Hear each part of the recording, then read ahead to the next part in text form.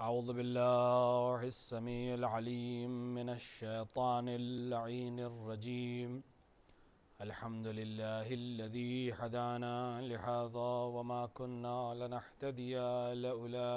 أن هدانا الله. لقد جاءت رسل ربنا بالحق ثم الصلاة والسلام والتحية والإكرام على رسول العربي المكي المدني القرشي الحربي الحاشمي. إن الله بعلمه اصطفى وبالغيبه ارتضى. الرسول المقتصد المحمود الحامد رحمة للعالمين بالقاسم مصطفى محمد وعلى آله الطيبين الطاهرين المعصومين المنتخبين المظلومين، لا سيما ابن عمه غالب على كل غالب مولانا علي بن أبي طالب، ولعنة الله على أعدائهم أجمعين من يوم ظلمهم إلى لقاء يوم الدين وبعد يوم الدين. أما بعد، فقد قال أبو عبد الله الحسين عليه الصلاة والسلام: إنما خرجت لطلب الإصلاح في أمة جدي، أريد أن أمر بالمعروف وأنهى عن المنكر وأثير بسيرة جدي وأبي علي بن أبي طالب صلوات بر محمد وآل محمد۔ سن 1441 اپنی تمام وسعتوں اور وقوعات کے ساتھ غروب کر گیا، اور سن 1442 صفائے ہستی پر دوبارہ نمودار ہو کے یہ اعلان کر رہا ہے کہ ہر آن جو ہے وہ گزر رہی ہے، اور ہر قدم انسان آخرت کی طرف بڑھ رہا ہے۔ کوئی چیز بھی دائمی نہیں ہے، جو بھی ہے وہ ایک دن غروب ہو جائے گا، اور ایک نئی صبح اور ایک نیا سال شروع ہو کر پرانے والے کے جانے کا اعلان کرے گا،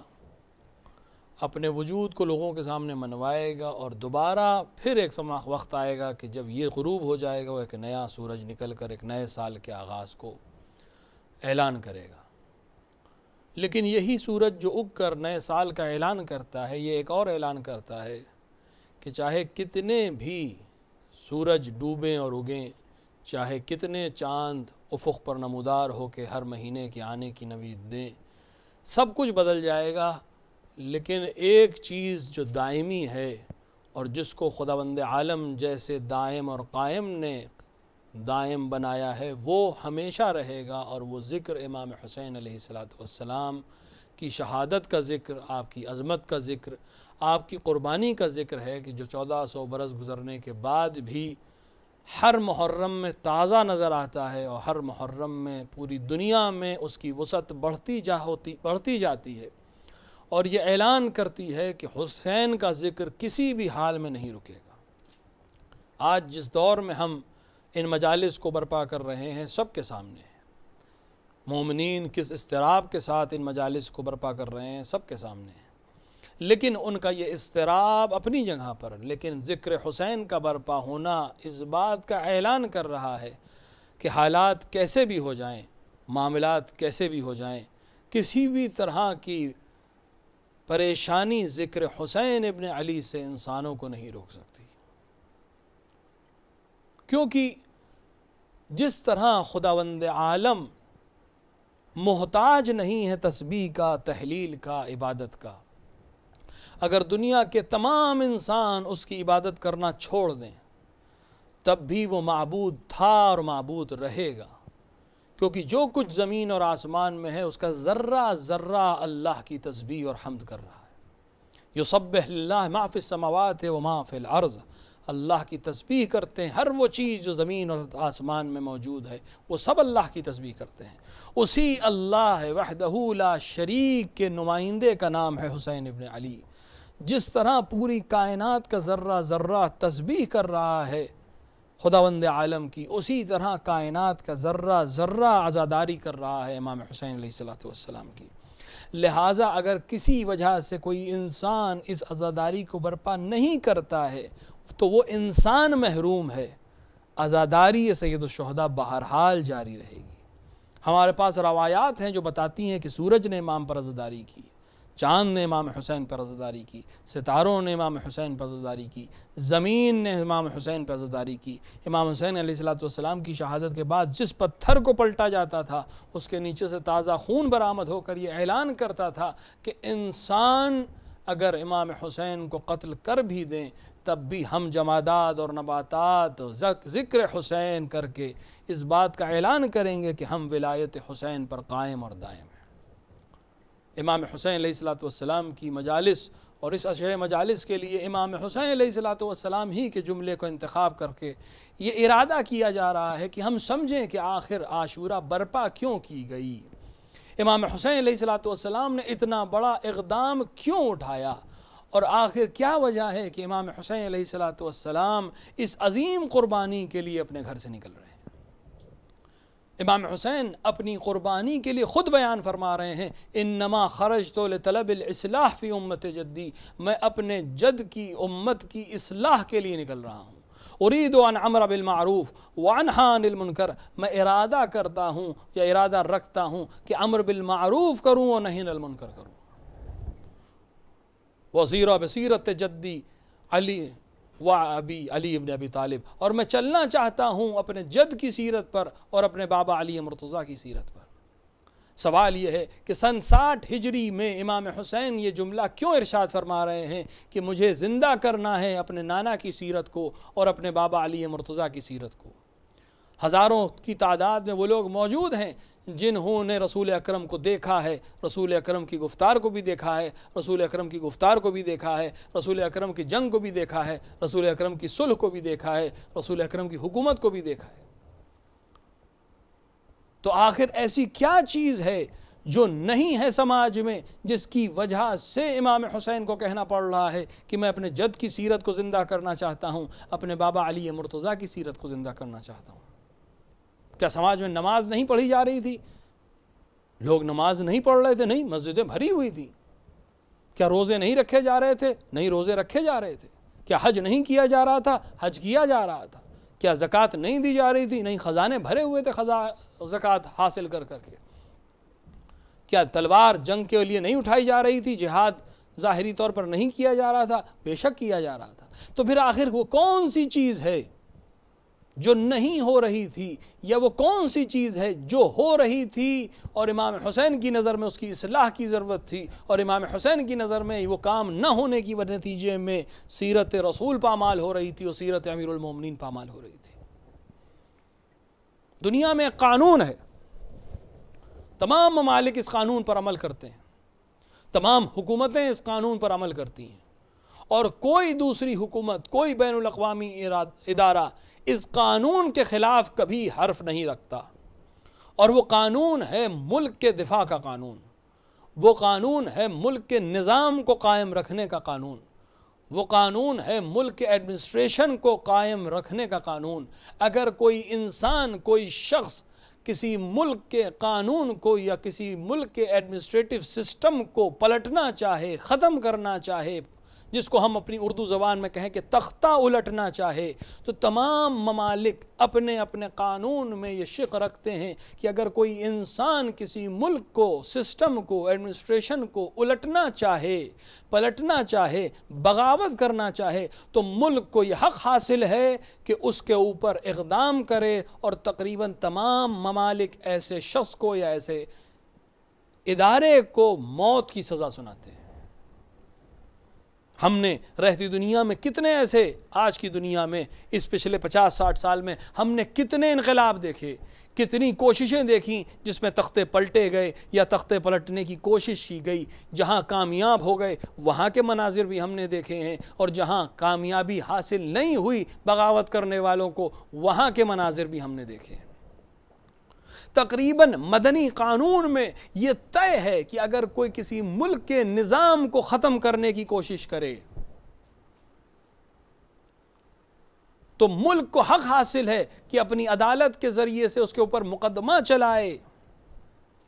بغاوت کا مقدمہ چلائے، اور اس کو موت کی سزا دے، اور کوئی اس پہ اعتراض نہیں کرے گا، کیونکہ ہر ملک یہ کہتا ہے کہ اپنی ملک کے ایڈمنسٹریٹو سسٹم کو بچا کے رکھنا ہر ملک کی حکومت کی ذمہ داری ہے۔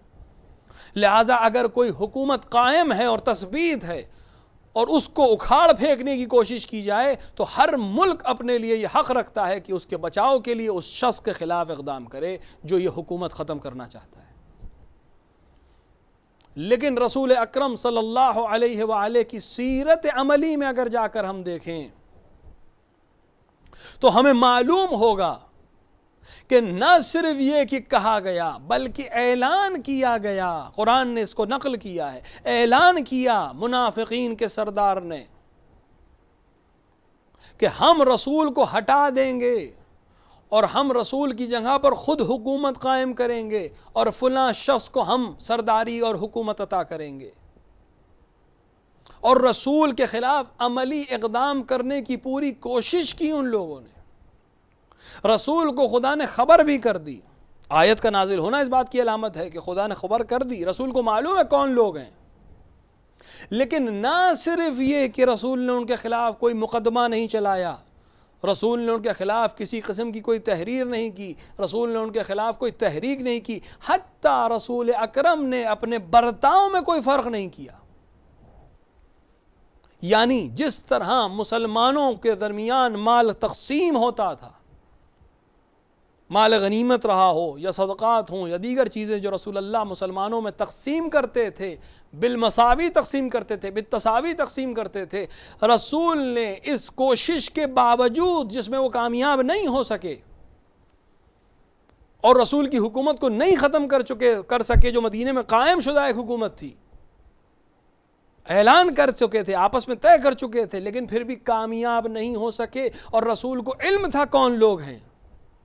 اس کے باوجود جب وہ شخص رسول کی خدمت میں آتا تھا اور رسول دوسرے مسلمانوں کو جتنا عطا کرتے تھے اتنا ہی اس کو کرتے تھے، بلکہ کمال تو یہ کہ اپنے جانشین امیر المؤمنین علی بن ابی طالب علیہ السلام کو جتنا دیتے تھے اتنا ہی اس شخص کو بھی دیتے تھے جو ظاہری طور پر اعلان کر چکا تھا کہ ہم رسول کو ہٹا دیں گے اور حکومت اپنے ہاتھ میں لے لیں گے۔ امام حسین اس سیرت کو زندہ کرنا چاہتے ہیں،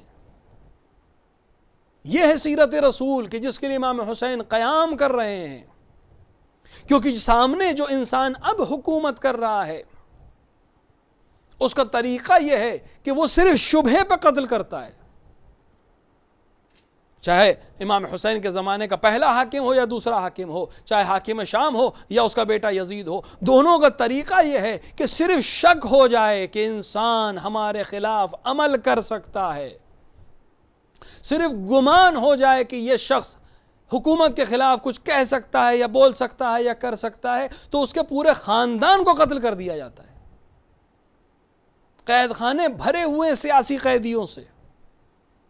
جو صرف اس جرم میں گرفتار کر لیے گئے ہیں کہ حکومت کو اندیشہ ہے کہ وہ حکومت کے خلاف بول سکتے ہیں۔ اور رسول اکرم کا عمل کیا ہے کہ نہ صرف اندیشہ ہے، کہنے والے نے کہا اور کوشش کی کہ اس حکومت کو ختم کر دے، رسول کو علم ہے کون لوگ ہیں، لیکن اس کے باوجود رسول نے نہ صرف یہ کہ ان کے خلاف کچھ عمل نہیں کیا بلکہ رسول اکرم صلی اللہ علیہ وآلہ نے وہی حساب کتاب رکھا جو دوسرے مسلمانوں کے ساتھ ہیں، کیونکہ اس نے علنی طور پر تلوار نہیں اٹھائی ہے۔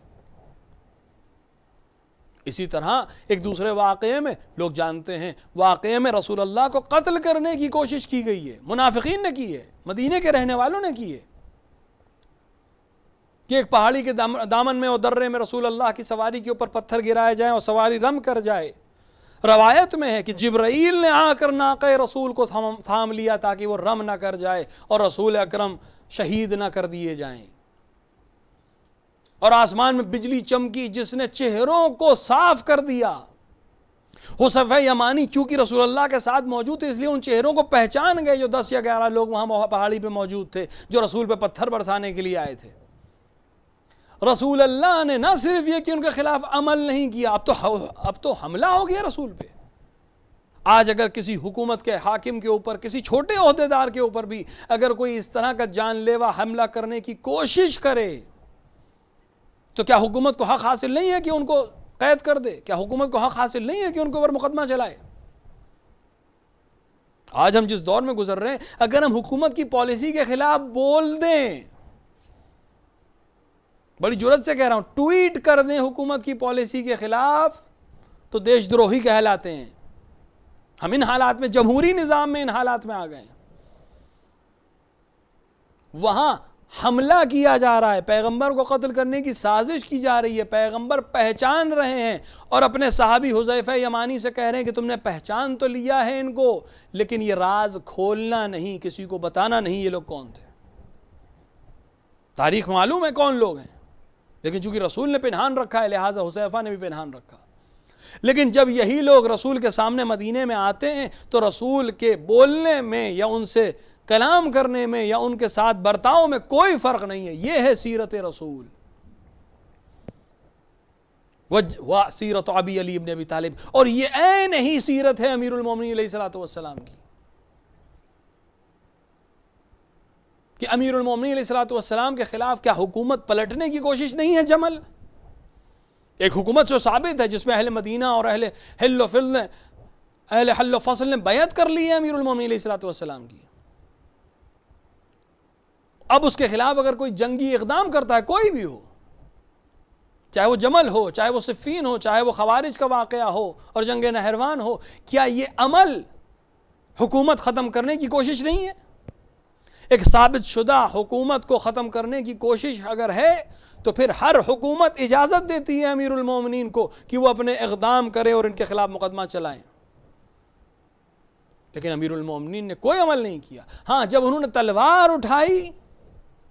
تو امیر المومنین نے دفاع کے لیے تلوار اٹھائی، جس طرح جب ان لوگوں نے تلوار اٹھائی تو رسول اکرم نے بھی دفاع کے لیے تلوار اٹھائی، لیکن کمال یہ تھا کہ دفاع کی حد تک ہی تلوار اٹھی۔ جیسے ہی سامنے والے نے سرنڈر کیا ویسے ہی پیغمبر کی تلوار بھی رک گئی، جیسے ہی سامنے والے نے سرنڈر کیا ویسے علی مرتضیٰ کی تلوار بھی رک گئی۔ اور تلوار رکھنے کے بعد جب یہ شخص آ کر مل رہا ہے تو اب اس طرح سے ملاقات نہیں کرتے رسول اللہ کے دشمن سے مل رہے ہوں، اس طرح سے ملاقات نہیں کرتے امیر المومنین کے دشمن سے مل رہے ہوں۔ تم نے تلوار رکھ دی، اب تم بالکل ویسے ہی ہو جیسے دوسرے لوگ ہیں۔ جب تم تلوار اٹھاؤ گے تو ہم تلوار اٹھانے پہ مجبور ہیں۔ جبکہ آج کی دنیا میں کیا ہوتا ہے؟ تلوار رکھنے کے بعد مخالف کے تو اصل قتل شروع ہوتا ہے، جب فوجیں سرنڈر کر دیتی ہیں تب تو اصل قتل و غارت شروع ہوتا ہے۔ لیکن سیرت رسول یہ ہے کہ ایک بار اگر دشمن نے ہتھیار رکھ دیا تو نہ کوئی قتل کیا جائے گا، نہ کوئی گرفتار کیا جائے گا، نہ کسی پر ظلم کیا جائے گا، نہ کسی پر تشدد کیا جائے گا، چاہے وہ احد کا معرکہ ہو، چاہے وہ بدر کا معرکہ ہو، چاہے وہ حنین کا معرکہ ہو، جبکہ فتح مکہ جیسا معرکہ ہو کہ جہاں وہ لوگ سامنے تھے جنہوں نے رسول کو مسلسل اذیت کی تھی۔ 13 سال کی مکی زندگی میں بعد اعلان رسالت اور 7 سال کی ہجرت کے بعد کی زندگی میں مسلسل ہر سال کوئی نہ کوئی پریشانی مکے والوں کے نتیجے میں اور عمل کے نتیجے میں اور سازش کے نتیجے میں حاصل ہوتی تھی۔ لیکن جب رسول فاتح کی حیثیت سے داخل ہو رہے ہیں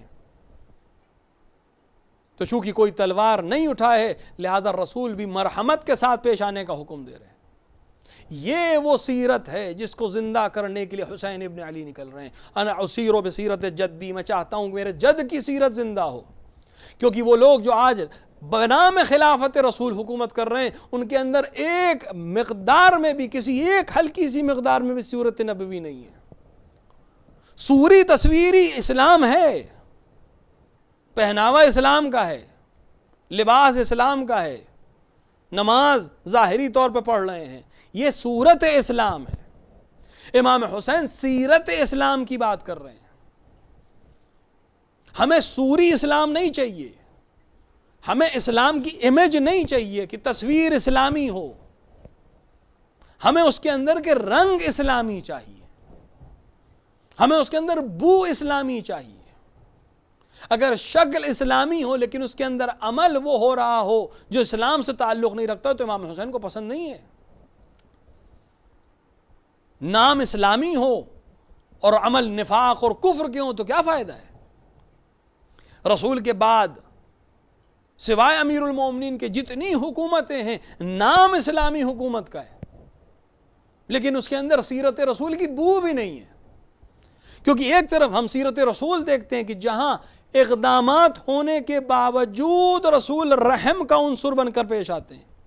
اور دوسری طرف اقدام تو دور کی بات ہے، کوئی فکر بھی کر لے حکومت کے خلاف تو اس کا گھر جلا دیا جاتا ہے۔ امام حسین اس سیرت کو ختم کرنا چاہتے ہیں اور سیرت رسول کو زندہ کرنا چاہتے ہیں، اور اپنے بابا علی مرتضیٰ کی سیرت کو زندہ کرنا چاہتے ہیں کہ جو بالکل رسول اللہ کی سیرت ہے، کہ ہم اپنے حصول کے لیے قوانین کو ختم نہیں کریں گے، ہم اپنی حکومت کی تثبیت کے لیے راہ خدا سے منحرف نہیں ہو جائیں گے، ہم اپنی حکومت کو اسٹیبلش کرنے کے لیے ان قوانین کو نہیں توڑ دیں گے جو اللہ کے بنائے ہوئے قانون ہیں۔ کتنا مشہور ہے وہ قصہ، ہم قصے سنتے ہیں، فضائل کے عنوان سے یاد کرتے ہیں، بیان کرتے ہیں، لوگ محظوظ ہوتے ہیں، نعرے لگاتے ہیں، لیکن اس کی عبرت کو ہم دنیا تک پہنچانے سے شاید ابھی تک قاصر ہیں۔ صفین کی جنگ شروع ہونے سے پہلے لشکر شام پہلے پہنچا تھا میدان صفین، اور فرات پر اس نے قبضہ صرف اسی غرض سے کیا تھا کہ لشکر امیر المومنین کو پانی نہ ملے، کیونکہ جنگی لحاظ سے ایک بڑی ٹیکٹیک ہے یہ کہ دشمن کے ساری رسد کو روک دیا جائے، اپنے آپ ہار جائے گا۔ جب امیر المومنین کے لشکر کو پانی کی پریشانی ہوئی، امیر المومنین نے دریا پہ قبضہ کرنے کا حکم دیا، دریا پہ قبضہ اب علی کی فوجوں کا ہے۔ کتنوں نے آ کر امیر المومنین کو مشورہ دیا کہ مولا اب ہمیں جنگ کرنے کی ضرورت ہی نہیں ہے، صرف ہمیں پانی روک دینا ہے، اپنے آپ یہ لشکر ختم ہو جائے گا۔ امیر المومنین نے منع فرما دیا کہ نہیں، یہ پانی اللہ کا دیا ہوا پانی ہے جو تمام مخلوق کے لیے ہے، چاہے وہ کلمہ پڑھ رہے ہوں چاہے نہ پڑھ رہے ہوں، میں پانی بند کر کے جنگ نہیں جیتوں گا۔ یہ وہ سیرت ہے جس کو زندہ کرنا حسین ابن علی اپنے لیے فرض سمجھ رہے ہیں، یہ وہ سیرت ہے جس کو ضرورت ہے کہ ہم دنیا تک پہنچیں۔ کب دنیا کو معلوم ہوگا کہ علی کی حکومت کیسی تھی؟ آج کے اس دور میں جب ہماری آواز اور ہماری بات دنیا کے ہر گوشے و کنار میں سیکنڈز میں پہنچ سکتی ہے، خصوصاً ہمارے جوانوں کی ذمہ داری ہے کہ اپنے موبائلز کو، اپنے سوشل میڈیا پلیٹ فارمز کو یوز کریں، استعمال کریں سیرت علوی کو زندہ کرنے کے لیے۔ یہی امام حسین سے عزاداری اور یہی امام حسین کے ساتھ اپنے ہدف کو ملانا ہوگا۔ امام حسین علیہ السلام کی پوری جنگ، امام حسین علیہ السلام کا ایک ایک قدم صرف اور صرف اس امر کو زندہ کرنے کے لیے ہے جس کے لیے رسول نے 23 برس محنت کی تھی، جس کے لیے انبیاء کرام نے 1000 برس محنت کی تھی۔ یہ سلسلہ صرف ایک نبی کا نہیں ہے، یہ سلسلہ جناب آدم سے شروع ہوا ہے اور جناب رسالت میں آپ تک پہنچا ہے کہ انسانی ذہن ارتقاء حاصل کریں، انسانی ذہن کمال حاصل کریں، انسانی ذہن اس چیز کے لیے آمادہ ہو جائیں جس کے لیے رسول کو مبعوث کیا جا رہا ہے، ایک ایسی عادل حکومت کے لیے، ایک ایسے عادل حکمراں کے لیے کہ جو انسانوں کے درمیان الہی احکام کو نافذ کرے۔ 23 برس رسول کی ثمرہ نہیں ہے، ہزار برس انبیاء کی محنتوں کے بعد رسول کو یہ موقع ملا ہے کہ وہ آ کر ایک نئی شریعت کا بستر فراہم کریں، اور 23 برس محنت کے بعد رسول اس اعلان کے نزدیک پہنچ رہے ہیں کہ جس کے اوپر تمام رسالت کا دام مدار ہے۔ اور ابھی 12 دن گزرے ہیں اس اعلان کو یاد منائے ہوئے کہ رسول اکرم نے بھری دوپہر میں 1.25 لاکھ حاجیوں کے درمیان فرمایا من کنت مولا ہو فہذ علی مولا۔ یہ ایک دن کا اعلان نہیں ہے، یہ ایک گھنٹے کی محنت کا نام نہیں ہے، یہ چند برس کی محنت کا نام نہیں ہے، یہ اعلان وہ اعلان ہے جس کے لیے پوری رسالت کی سلسلے کو چلایا خداوند عالم نے، یعنی آدم سے لے کر جناب رسول اللہ صلی اللہ علیہ وآلہ تک، اور جناب رسول اللہ کی 23 برس کی محنت کے بعد اب بستر فراہم ہوا ہے کہ غدیر کے موقع پہ وہ اعلان کیا جائے جو اصل مقصد تمام انبیاء کی بعثت کا مقصد ہے، اور وہ ہے اعلان ولایت علی بن ابی طالب۔ الہی حکومت کس طرح کی ہونی چاہیے، سلسلہ نبوت کو سلسلہ امامت سے جوڑنے کا جو کڑی ہے اس کا نام علی بن ابی طالب ہے۔ اتنی محنتوں کے نتیجے کا نام ہے غدیر، اور غدیر زندہ رہ جائے، غدیر فراموش نہ کر دی جائے، غدیر بھلا نہ دی جائے، انکار غدیر تو ہو چکا ہے لیکن بھلا نہ دی جائے، اس لیے حسین ابن علی کو مدینے سے نکلنا پڑ رہا ہے، اس لیے حسین ابن علی کو مکہ چھوڑنا پڑ رہا ہے، اس لیے حسین ابن علی کو صحرا میں آنا پڑ رہا ہے، اس لیے حسین ابن علی کو اتنی عظیم قربانیاں دینی پڑ رہی ہیں کہ لوگ غدیر کا انکار کر چکے ہیں، انکار کر دیں لیکن کم سے کم غدیر بھلائی نہ جائے، زندہ رہ جائے، میں اپنے خون سے غدیر کو زندہ کر دوں۔ لہٰذا یہ آج جو ہم عزاداری برپا کر رہے ہیں یہ دراصل تحفظ غدیر کا نام ہے، یہ عزاداری غدیر کی ضمانت ہے، یہ عزاداری غدیر کو زندہ رکھنے کی ضمانت ہے، یہ عزاداری حسین کے مقصد کو یاد رکھنے کی ضمانت ہے، اور حسین کا مقصد ہے علی مرتضیٰ کی ولایت کا اعلان محفوظ رہے، تاکہ لوگوں کو معلوم ہو کہ رسول کیا چاہتے تھے، اللہ نے کیا حکم دیا تھا، اور علی مرتضیٰ کی حکومت کیسی حکومت ہوتی۔ آپ یقین جانیے اگر امیر المؤمنین علی ابن ابی طالب علیہ السلام کی ولایت کو مان لیا جاتا اور امیر المؤمنین علیہ السلام کی حکومت بعد رسول تثبیت ہو جاتی تو واقعہ کربلا کی ضرورت ہی نہیں پڑتی، بلکہ دنیا میں جتنے ظلم ہو رہے ہیں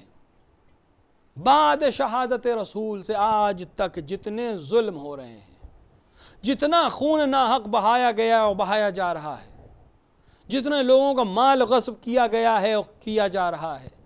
جتنے لوگوں کو کسی بھی طرح سے اذیت دی جا رہی ہے، چاہے وہ ذہنی اذیت ہو، چاہے وہ جسمی اذیت ہو، چاہے وہ اقتصادی معاملات ہوں، چاہے وہ سماجی معاملات ہوں، جتنی بھی ظلم کی قسمیں ہیں وہ سب اس لیے ہیں کہ لوگوں نے غدیر کے مولا کو بھلا دیا، اور اس کے ذمہ دار اور ان سب کے گناہ میں شریک ہیں وہ لوگ جنہوں نے غدیر کو ختم کیا اور مولا غدیر کا انکار کیا۔ اور تاکہ غدیر زندہ رہ جائے، 1.25 لاکھ کے مجمع میں رسول نے جس چیز کا اعلان کیا تھا، لوگ اس سے انکار کرنے کے باوجود اس واقعے کو زندہ رکھنے کے لیے حسین اتنا عظیم کام کریں گے کہ اب تم اس کو بھلا نہیں سکو گے۔ ہمارے علماء جو اتنی تاکید کرتے ہیں عزاداری سید الشہداء کی، یا ہماری روایات میں جو اتنی تاکید ہے امام حسین علیہ السلام کی زیارت کی اور عزاداری کی، وہ کیوں ہے؟ کیونکہ مقصد حسین ابن علی کو وہ جانتے ہیں، وہ وہی مقصد ہے جو انبیاء کی بعثت کا مقصد ہے،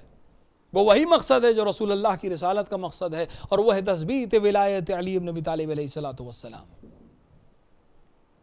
کوئی پریشانی نہیں تھی حکومت کو اگر امام حسین صرف حکومت کی بات کرتے، کیونکہ اگر صرف حکومت کی بات ہوتی تو دونوں مل کر آپس میں حاکم طے کر لیتے، کچھ علاقے بانٹے جا سکتے تھے، لیکن وہ جانتے تھے کہ حسین عدالت علوی برپا کرنا چاہتے ہیں، وہ جانتے تھے کہ حسین سیرت علوی کے نمائندے ہیں، وہ کبھی ظالم کی حکومت برداشت نہیں کریں گے اور اس کے لیے ہر اقدام کو انجام دیں گے۔ یہ عزاداری، یہ امام حسین علیہ السلام کا ذکر، یہ کوئی معمولی چیز نہیں ہے۔ آج پہلی محرم کے عنوان سے گفتگو ہو رہی ہے، ہم آمادہ کر رہے ہیں اپنے قلوب کو حسین ابن علی کے لیے، وہ نام کے جس پہ تاثیر اتنی شدید ہے کہ اگر انسان صرف سچے دل سے ایک بار حسین کا نام سن لے تو آنکھیں نم ہو جاتی۔ حسین ابن علی کی عزاداری، حسین ابن علی کی زیارت اتنے زیادہ شدت سے کیوں ائمہ علیہ السلام اس پر زور دے رہے ہیں؟ عزاداری سید الشہداء واقعاً ایک ایسی چیز ہے کہ جس کے سلسلے میں علماء مبہوت ہیں، فقہاء حیران اور پریشان ہیں۔ قوانین اسلامی میں سب سے مستثنی قانون حسین ابن علی اور ان کی عزاداری کے سلسلے میں،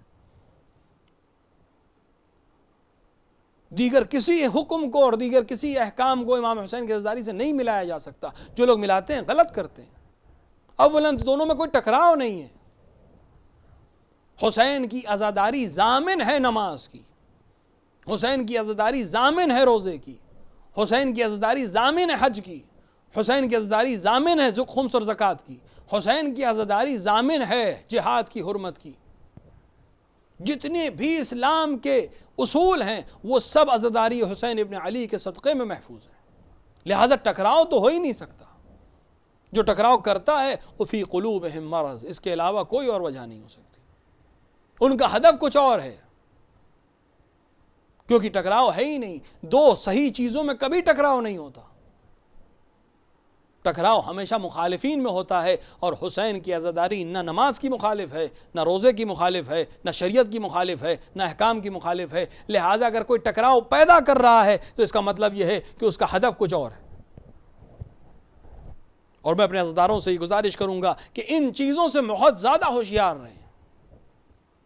دشمن کی سازش سے ہوشیار رہیں کہ وہ آپ کے ذہنوں کو کہیں مشوش نہ کر دے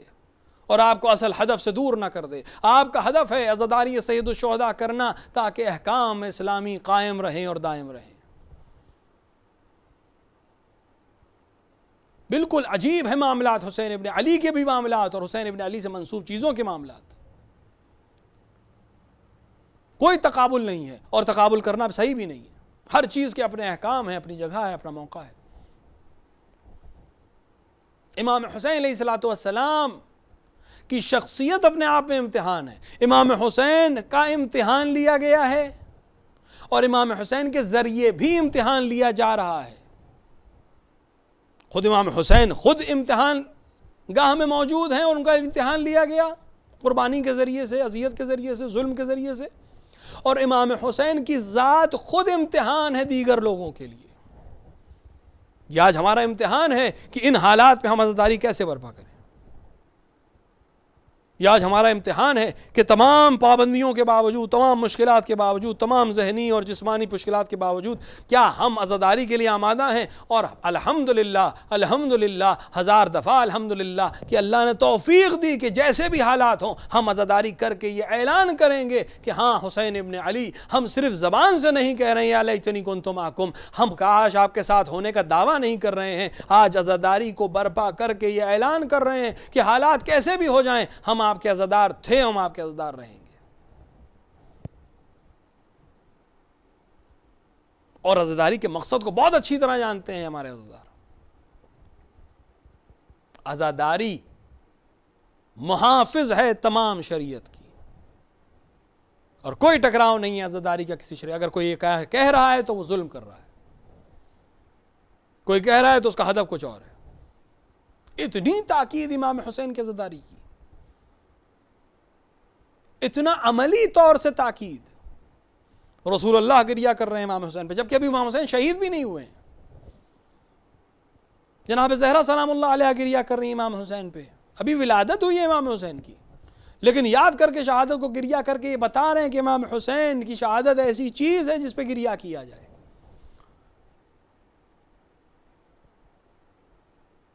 امیر المؤمنین گریہ کر رہے ہیں، امام حسن گریہ کر رہے ہیں، خود حالت نظام میں ہیں. امام حسن کے دہن مبارک سے جگر کے ٹکڑے نکل چکے ہیں، لیکن اس کے باوجود فرما رہے ہیں لا یوم کا یومک یا ابا عبداللہ، کوئی دن تمہارے دن جیسا نہیں ہوگا اے ابا عبداللہ. وقت شہادت امام حسن کا جملہ ہے یہ امام حسین علیہ السلام کی اتنی تاکید. ہر امام تاکید کر رہا ہے، عزاداری کرنے کی تاکید کر رہا ہے، گھروں میں عزاداری کرنے کی تاکید کر رہا ہے. امام جعفر صادق علیہ السلام کی مفصل روایت ہے جس میں آپ نے ہر طرح کی عزاداری کے سلسلے میں کہتے کرتے ایک بار فرمایا کہ جو لوگ گھر میں ہیں کسی وجہ سے وہ اپنے گھر میں رہ کر امام حسین کی عزاداری کریں، اور اگر گھر میں ہی ایک دوسرے سے ملاقات کریں تو امام حسین علیہ السلام کی عزا کے حالت میں ملاقات کریں، ایک دوسرے کو تعزیت پیش کرتے ہوئے ملاقات کریں. یہ امام جعفر صادق کی حدیث ہے مفصل. ایک روایت بتاتی ہے کہ مدینے کے لوگ محرم کی آمد سے مطلع ہو جاتے تھے، انہیں چاند دیکھنے کی ضرورت نہیں پڑتی تھی. جیسے ہی امام جعفر صادق کے گھر میں رونے کی آواز بلند ہوتی تھی وہ سمجھ جاتے تھے کہ محرم کا چاند نمودار ہو گیا ہے، ماہ محرم شروع ہو گیا ہے. یہ وہی سنت ہے جو عزادار امام حسین علیہ السلام کے گھروں میں پائی جاتی ہے کہ ہمیں بتانے کی ضرورت نہیں پڑتی کہ چاند نمودار ہو گیا ہے. جیسے ہی محرم شروع ہوا ہمارے گھروں سے واہ حسینہ کی صدا بلند ہو کر دنیا میں اعلان کرتی ہے کہ حسین کا غم منانے کا مہینہ آ گیا. اہل بیت کی عظمتوں اور اہل بیت پر ہونے والے ظلم کا مہینہ آ گیا. یہ امام رضا علیہ السلام نے جو امام موسیٰ کاظم علیہ السلام کے لیے ارشاد فرمایا کہ میرے بابا محرم کے آمد پر اتنے زیادہ رنجیدہ ہو جاتے تھے اور آپ کے چہرے پر غم کی لہر دوڑتی رہتی تھی، اور ماہ محرم شروع ہو جانے کے بعد کوئی آپ کو مسکراتے ہوئے نہیں دیکھتا تھا۔ یہ ہمارے لیے بھی سبق ہے، بہت معذرت کے ساتھ میں عرض کر رہا ہوں، لیکن ہمیں بتانے کی ضرورت نہ پڑے کہ ہم غم زدہ ہیں، ہمارے چہرے سے معلوم ہو جائے کہ محرم شروع ہو چکا ہے۔ کسی کا باپ مر جائے تو اسے بتانے کی ضرورت نہیں پڑتی کہ میرا باپ مر گیا ہے، اس کا چہرہ بتا رہا ہوتا ہے کہ یہ یتیم ہو گیا ہے، اس کا پہناوا بتا رہا ہوتا ہے کہ یہ پریشان حال ہے۔ محرم ابا عبداللہ الحسین کی شہادت کا مہینہ ہے، جس میں ائمہ اپنا گریبان چاک کر دیں۔ ہمارے چہرے سے پتہ چلنا چاہیے کہ محرم شروع ہو گیا ہے، ہماری رفتار و گفتار سے پتہ چلنا چاہیے کہ محرم شروع ہو گیا ہے، ہماری بولنے کے طریقے سے معلوم ہو جانا چاہیے کہ محرم شروع ہو گیا ہے۔ جوان صرف فرش ازاں تک محرم کو محدود نہ رکھیں، بازار میں، کوچے میں، گھر میں، جہاں بھی ہیں، معلوم ہو جائے کہ محرم شروع ہو گیا ہے۔ محرم صرف سیاہ لباس پہننے کا نام نہیں ہے، محرم صرف ماتم کرنے کا نام نہیں ہے، یہ تو محب ہونے کی علامت ہے۔ محرم صرف مجلس برپا کرنے کا نام نہیں ہے، محرم پورے وجود سے عزادار بننے کا نام ہے، جو ائمہ کی روش ہے۔ امام فرما رہے میرے بابا کو کسی نے مسکراتے نہیں دیکھا ماہ محرم میں، اور جیسے جیسے عاشور قریب آتا تھا آپ کا غم و اندوہ بڑھتا چلا جاتا تھا، یہاں تک کہ روز عاشورہ آپ مسلسل روتے تھے اور صرف ایک جملہ کہتے تھے کہ یہ دن ہے جس دن حسین کو قتل کیا گیا۔ یہ روش ہے ائمہ کی، یہ تاکید ہے ائمہ کی، لہٰذا ہمیں برپا کرنی ہے مجالس جس طرح بھی ممکن ہے، لیکن عمل سے ہمیں دکھانا ہے کہ ہم عزادار ہیں، ہمارے لہجے عزادار کے ہوں، ہماری رفتار عزادار کی ہو۔ اپنی ماں و بہنوں سے میں کہوں گا، اپنی بیٹیوں سے میں کہوں گا، عزاداری بہت معذرت کے ساتھ، عزاداری فیشن کا نام نہیں ہے، عزاداری کلیکشن کا نام نہیں ہے کہ ڈریس کلیکشن کس کے پاس کیسا ہے۔ انسان لباس ہے، عزا کو جب پہنے تو اس فراق میں نہ رہے کہ میرا لباس کس سے بہتر ہے اور کیسا ہے۔ اگر انسان یہ کر رہا ہے تو پھر وہ عزاداری کی روح سے بہت دور ہو چکا ہے۔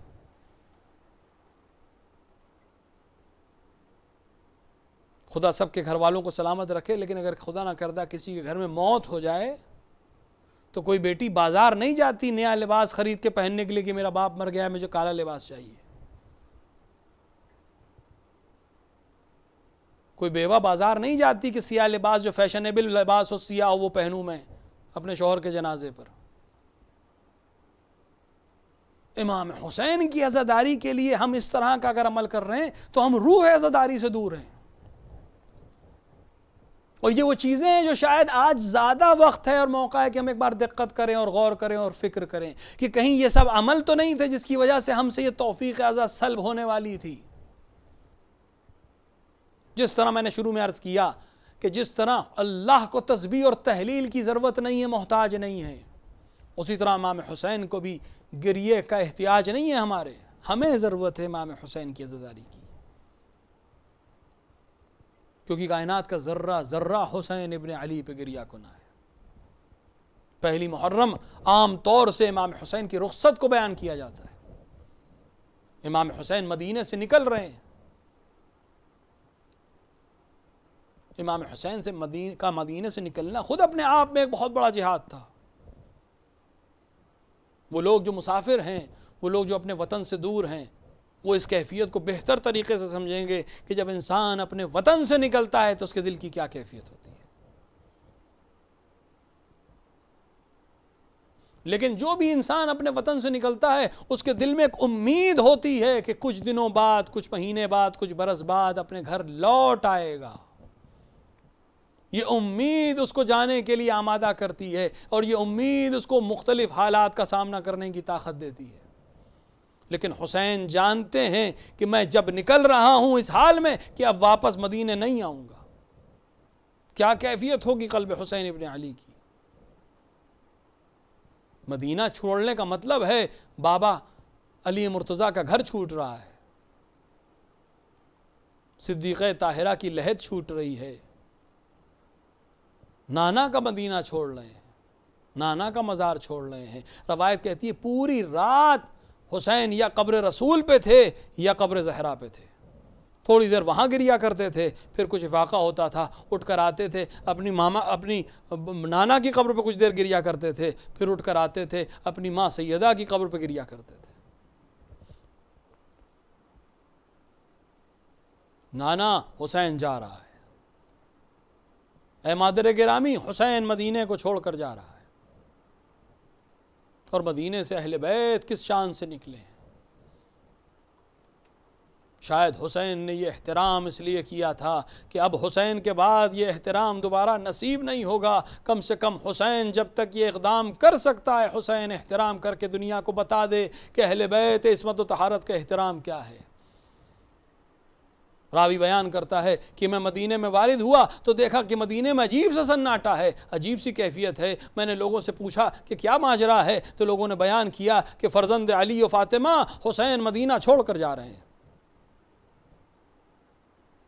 میں محلے بنی ہاشم کے نزدیک گیا، راستے بند کر دیے گئے تھے اور کسی کو آنے جانے کے اوپر اجازت نہیں تھی۔ کچھ اونٹ قطار سے لگا دیے گئے تھے، ہماریاں سجا دی گئی تھیں، اور ایسا لگتا تھا کہ ایک خانوادہ ہے، ایک خاندان ہے، ایک اہل بیت کا سلسلہ ہے جو اس گھر سے روانہ ہونے والا ہے۔ کتنا اہتمام کیا ہے حسین ابن علی نے، کتنا اہتمام کیا ہے ابوالفضل عباس نے کہ سیدانیوں کی حفاظت رہے، سیدانیوں کے حجاب کی حفاظت رہے، سیدانیوں کی حرمت کی حفاظت رہے۔ لہٰذا بازار تعطیل کر دیے گئے ہیں، کوچے کو آمد و رفت سے روک دیا گیا ہے۔ ہاں ہماریاں بڑھتی ہیں، راوی بیان کرتا ہے ہماری آگے آتی تھی، کوئی نہ کوئی جوان آگے بڑھتا تھا اور کسی نہ کسی خاتون کو بہت عزت و احترام سے ان ہماریوں میں داخل کر دیتا تھا۔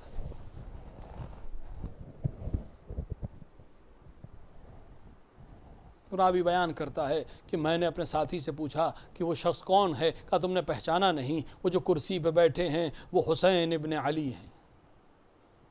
اور جو دو جوان ان کے بغل میں کھڑے ہوئے ہیں ان میں ایک ابوالفضل عباس ابن امیر المؤمنین علی ابن ابی طالب ہیں، اور دوسرے حسین کے فرزند شبیہ رسول علی ابن الحسین علی الاکبر ہیں۔ اور یہ جو جوان ان کے اطراف میں ہیں جو دوڑ دوڑ کے کام کر رہے ہیں، ان میں کوئی قاسم ہے، کوئی حسن ابن حسن ہے، کوئی اون ہے، کوئی محمد ہے، مختلف لوگ ہیں جو خاندان بنی ہاشم سے تعلق رکھتے ہیں اور ایک ایک کر کر اقدامات کو انجام دے رہے ہیں۔ راوی بیان کرتا ہے کہ ہاں ہماریاں آتی تھیں، کوئی نہ کوئی بی بی گھر سے برآمد ہوتی تھی، جوانوں میں سے کوئی جوان بڑھتا تھا اور آ کر اس بی بی کو سہارا دیتا تھا اور وہ بی بی سوار ہو جاتی تھی۔ حسین اپنی کرسی پر بیٹھے تھے۔ علماء اسی طرح بیان کرتے ہیں کہ حسین مسلسل کرسی پہ بیٹھے ہوئے تھے اور جوان اقدامات کو انجام دے رہے تھے کہ یکا یک ایک منظر تبدیل ہوا۔ ایک بار ایک اماری آ کر رکی اور کسی نے آ کر حسین کے کان میں کوئی جملہ کہا، اور حسین یہ جملہ سننے کے بعد اپنی جگہ سے بلند ہو گئے اور قد سے کھڑے ہو گئے۔ ایک بلند قامت بی بی گھر سے باہر نکلی۔ اب تک جو حسین بیٹھے ہوئے تھے وہ کھڑے ہو گئے۔ عباس آگے بڑھ گئے، علی اکبر نے آ کر بازوؤں کو تھاما ہے، عباس نے آ کر سہارا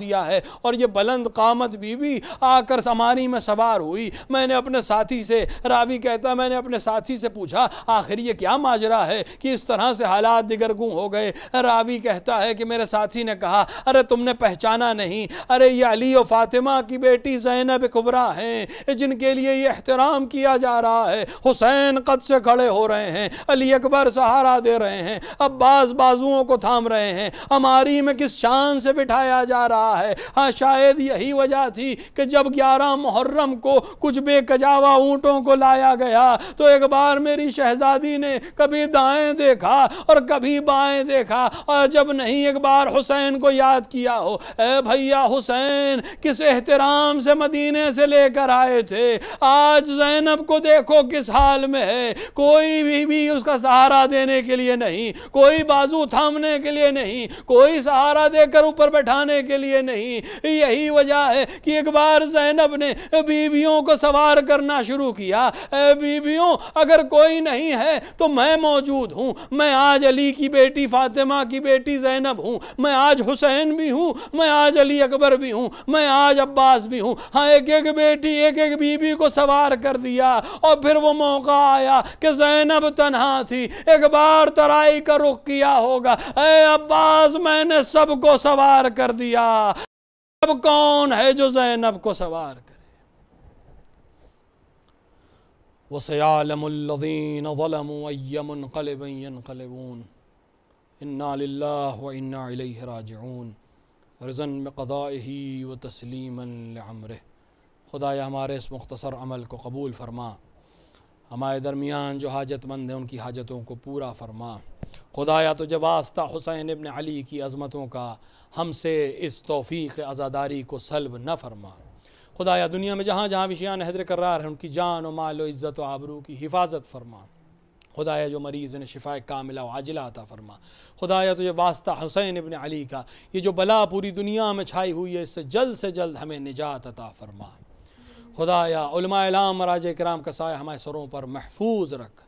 خدایا تجھے واسطہ عظمت حسین ابن علی کا منتقم خون حسین کے ظہور میں تعجیل فرما، اندر ظہور اپنے امام کو پہچاننے ان کی نصرت کرنے کی توفیق عطا فرما۔ ربنا تقبل منا انک انت السمیع الدعا۔